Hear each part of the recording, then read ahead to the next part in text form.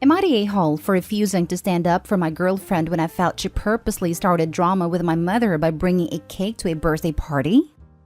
I've been with my girlfriend for 2 years and we are talking about getting engaged soon.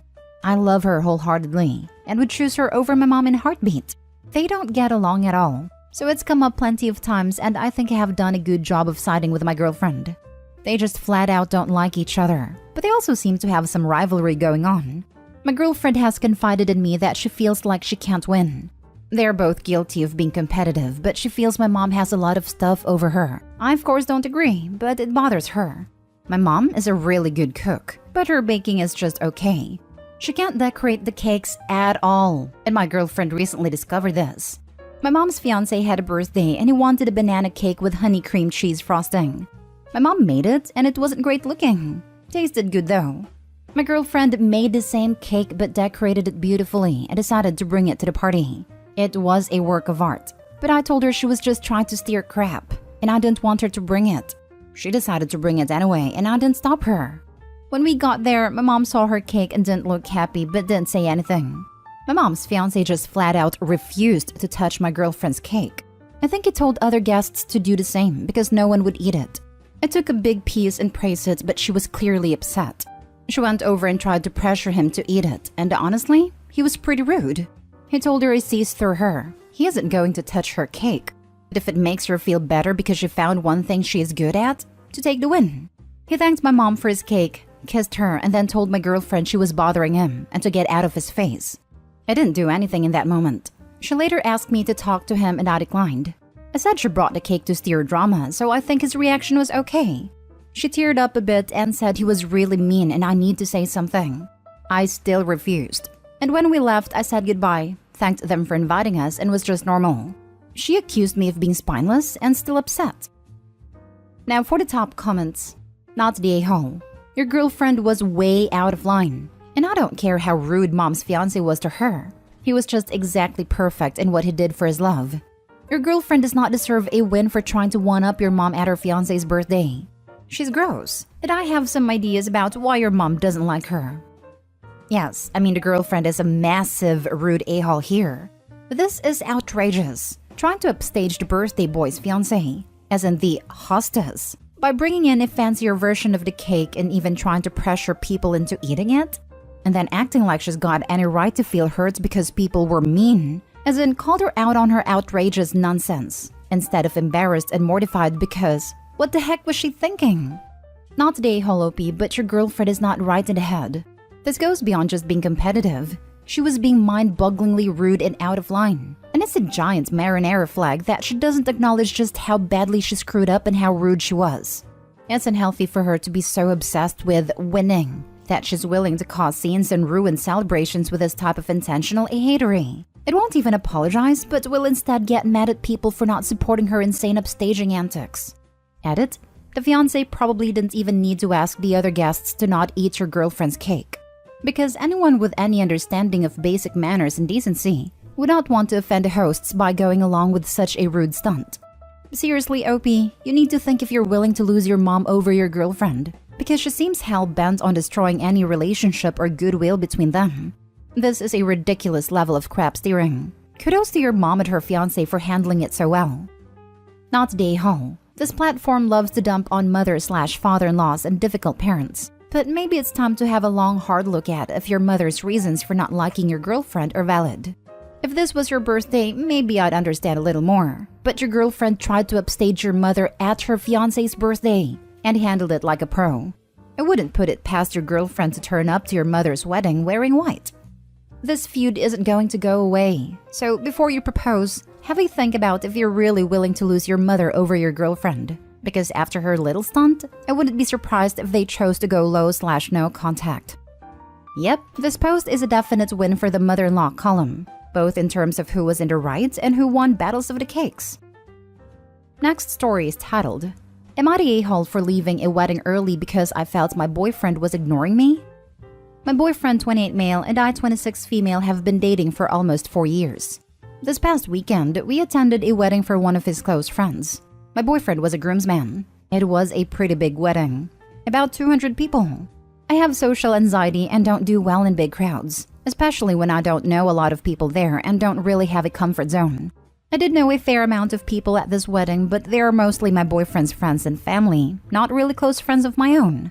Since my boyfriend was a groomsman and had all the duties that go along with that, we weren't together for most of the day. He had to go to the venue a lot earlier than I did. I wasn't going to just sit around the venue waiting for the ceremony to start, so I hung out at our hotel. I did talk to him for a few minutes before the ceremony, but after that, I barely saw him the entire night. The wedding party was seated at a separate table for the reception, so I was seated with other significant others that weren't at the wedding party. I knew a couple of them, but we aren't close. By the time dinner was served, my anxiety was already spiking. I was able to talk with my boyfriend again after dinner, but he kept getting pulled away by the groom and other friends to go dance or play a game they set up. I felt like my boyfriend was ignoring me and I was already at my social limit, so I found him and told him I was leaving. He tried to convince me to stay and celebrate with everyone and to get out on the dance floor with him, but I refused. I don't like dancing. It's just not my thing. So I left and went back to our hotel. I waited up for my boyfriend to get back because he wasn't responding to my texts. He didn't get back to our room until 3 a.m. Apparently, his phone died during the night and some of the guys went out to a bar after the reception. When he got back, I was angry. I told him I was worried about him because I couldn't get a hold of him. He said that wouldn't have been a problem if I had just stuck around and had fun. I told him I felt like he was ignoring me the entire time. He said he was a groomsman in a close friend's wedding. He had things he had to do. He said he had tried to get me to stay and dance and have fun, but it was clear to him that I had already made up my mind to leave. I told him I felt like an afterthought to him the entire day.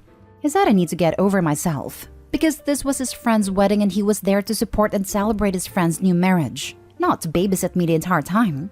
He told me he was disappointed that I couldn't even hang around for one night to celebrate, and that I made a decision to leave on my own, so I can't blame him for anything. I'm still upset about it a week later, and he's refused to apologize or accept any responsibility for why I left. Like, I understand he has things he had to do as a groomsman, but I felt like he has put zero effort into making sure I was comfortable. You're the a-hole. He's right. His duties that day were to the groom. That is what a groomsman is. Are you always this exhausting? Or just when he dares to focus on someone that's not you? Man, this was spot on with what I was thinking. Like, baby girl, it's not always about you, lol. You're the a-hole. OP. How do I make every single day about myself? Right? Lol. And then want that man to apologize. OP needs to recognize that it's okay and actually healthy to spend time apart from their partner. It was perfectly fine for her to go back to the hotel. It was perfectly fine for him to stay and party with the wedding party and his friends. It's not okay for her to be mad that they both did what they wanted to do. OP, you sound controlling and insecure.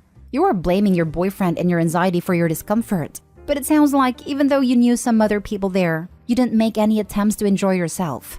Everything you described sounds par for the course for a wedding where one partner is in the wedding party and the other is not. It's up to you to navigate the setting and figure out how to handle it. Does it kinda suck not to see your partner so much? Yes, sure. But it was one night, and he had obligations that you were aware of. You staying up to overthink the situation and get angry about it makes you the a-hole. You should have just gone to bed. Next story. Am I the a-hole for asking my in-laws the same questions they ask me?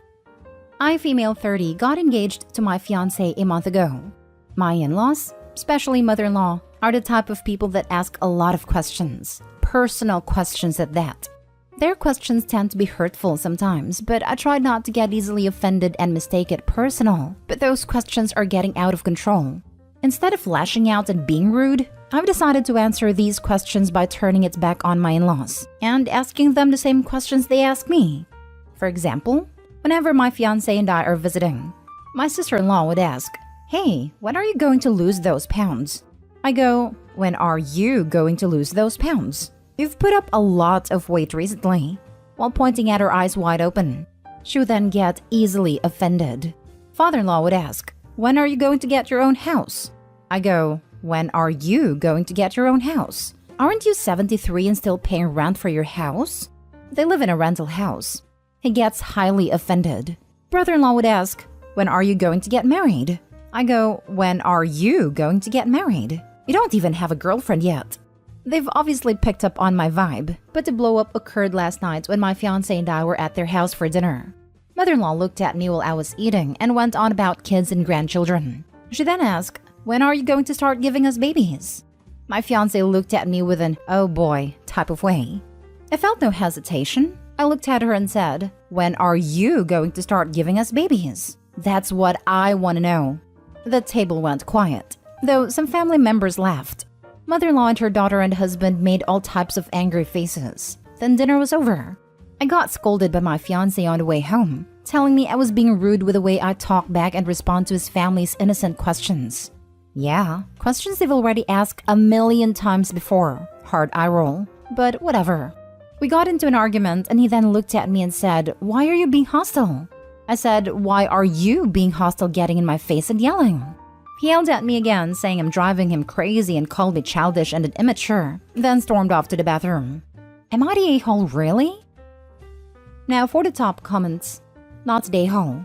This is hilarious. Your in-laws are being rude, and at this point should be able to predict how you'll answer these questions. Does your fiancé really not think they're being invasive? Maybe talk about this before you get married. She doesn't have a family problem. She has a fiancé problem.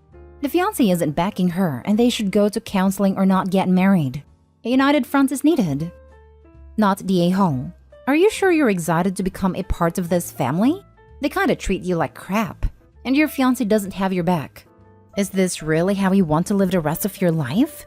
Can you imagine how awful they will be if you decide to have children? I can hear sister-in-law now. When are you gonna lose the baby weight? After dating someone with an absolutely batshit mother many years ago, I swore I would never marry into that crap. Then I dated someone years later with another crazy family. We broke up when I realized it.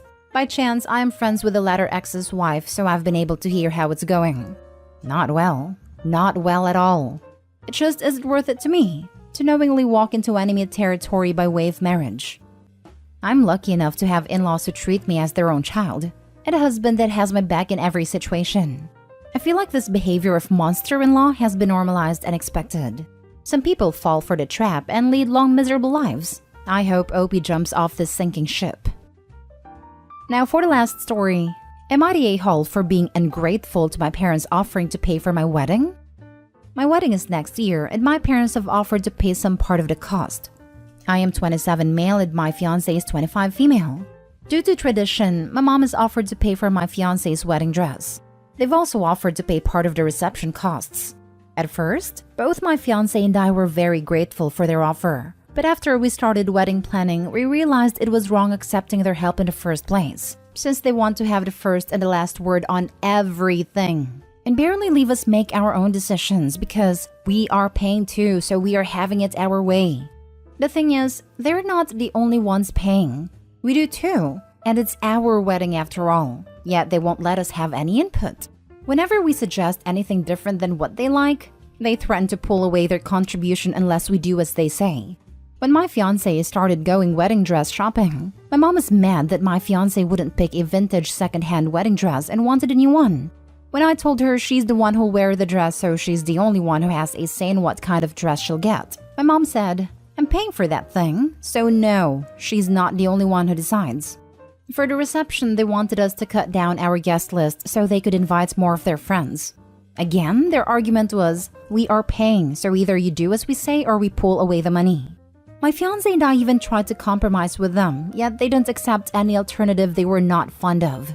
After 1 month and a half of wedding planning, my fiancé snapped and said she'd rather get married and have a reception at Burger King than have my parents dictate our entire wedding using their money as a means to control us. And she was right. I told my parents to keep their money and how we don't want their contribution if it comes with so many terms and conditions. My parents called me and my fiancé ungrateful for rejecting their offer, and how we're a spoiled couple. I told them that I'd rather be ungrateful then, but how I don't appreciate the fact that they only offered to pay in order to have full control. They should pay because they wanted to help us out from the bottom of their heart, not to have us as pawns.